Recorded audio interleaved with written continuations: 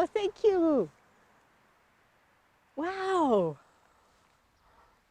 I'm Tina Biello, and I'm standing on a beach in Cowichan Bay on the traditional lands of the Cowichan people.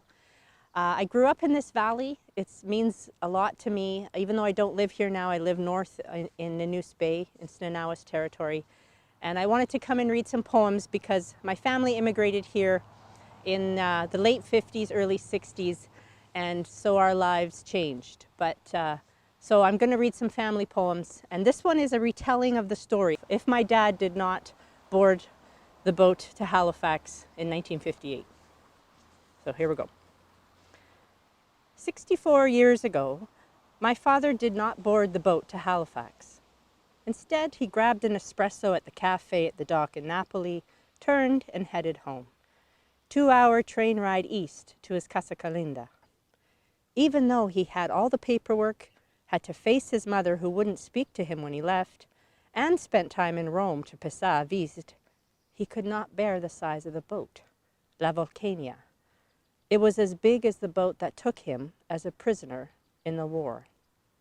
He turned back, left his trunk on the platform and walked the 100 steps uphill to his home with his father's initials carved over the door, B.N., Biello Nicola. It was November. Olive trees bursting with fruit, the farmers of the village harvesting, houses and streets empty, including my mother and her 3 little ones. Loading up Rondello, who lived in the stable below, as though he never left. The horse nuzzled him with his long nose, sniffed his jacket, stood perfectly still for the saddle up. And as though the tears were never shed, the cries from his eldest, Quandichet of a dame, never uttered. He rides the 20 minutes to his farm. Rondello holds the weight of him, carries him to a place they both know so well.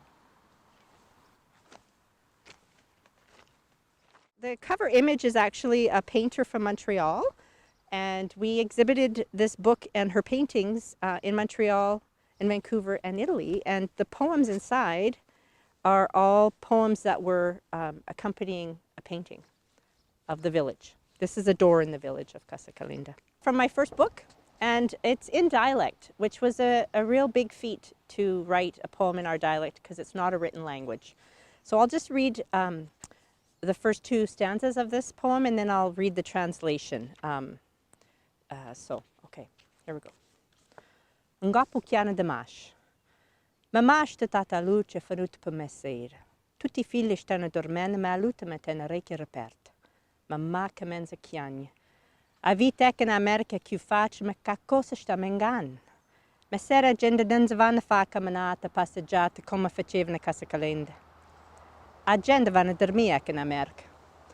Prima pensavo alla vita in Italia, dove i giornati i figli giocavano a via, non gestivano in macchina, sui cavalli, i ciucci, i gente che parlavano, femmine sole perché i mariti stavano in una masseria.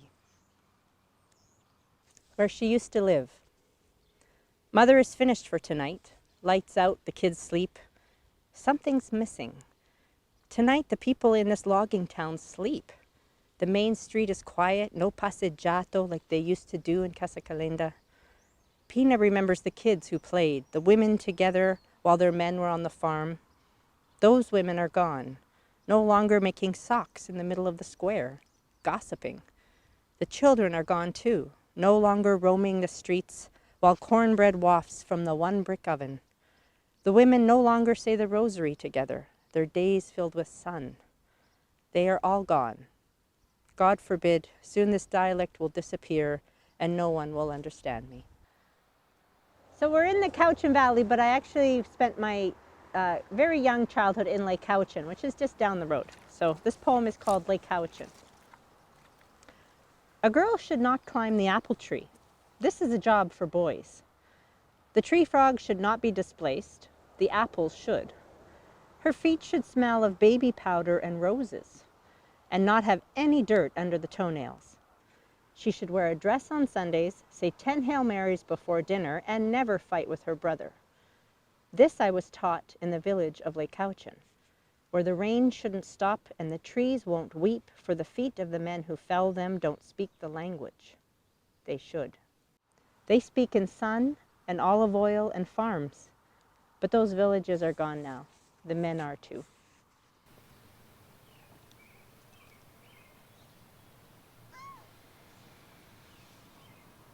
This book's A Housecoat Remains. It's mostly about my journey with my mom through early onset Alzheimer's in the 1990s. This poem is called Quamachin Lake, March 11th, 1996. And Quamachin Lake is just over that way and close to the care home where she lived. This is not about Maria wandering. Endless days, the hallway carpet, her runway. All around, her buddies doing the same. This is not about the lake or her desire to get there, whatever it takes. Her great escape to feed the ducks after lunch, like she used to do before she was locked in a ward. This is not about dreaming how she could swim last night. Her pod, humpbacks, blowing bubble nets. Circles on circles, bubbling bubbles, the herring trapped, no escape by the thousands rising. The straight line loses its direction by going so straight. No, this is about Maria on a bench, surrounding her those ducks. Their chaos, green-breasted, flocking for scattered food, no bread in hand, coatless, shoeless, her scattered brain, the plaques.